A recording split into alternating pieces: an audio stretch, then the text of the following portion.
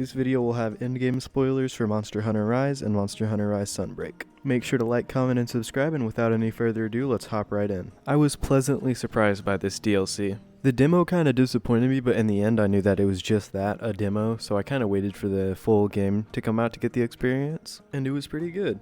To start, I'll note some quality of life changes.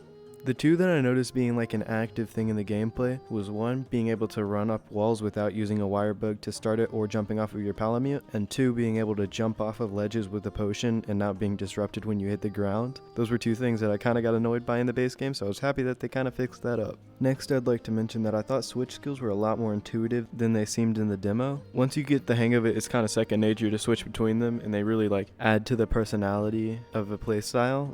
It's almost like you're playing two weapons at once, or just two versions of the same weapon, which is pretty much what it is.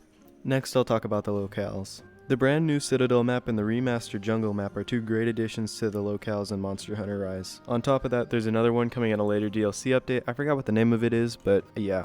The Citadel was my favorite map because it had a bunch of hidden areas to discover and explore. And most of the time, those hidden areas had material harvesting spots to reward you for your snooping. I think the most important part of this DLC is the monsters, given that the game is almost entirely built off of them. The master rank monsters and subspecies are cool enough on their own, but the brand new monsters and returning monsters really steal the show here. Shigaru Magala and Gore Magala are some of my favorite monsters returning, but I think one of the coolest monsters is a new one that they introduced, the Archdemon of the Abyss, Geismagorm. This monster reminded me of the Dark Souls 1 boss, the Gaping Dragon, and I loved it.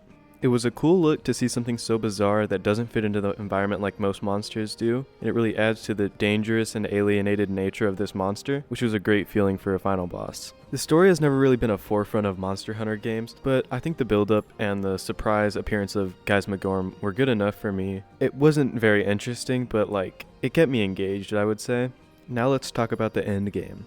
I think all in all, the end game is what saved Monster Hunter Rise Sunbreak from ending up like Monster Hunter Rise.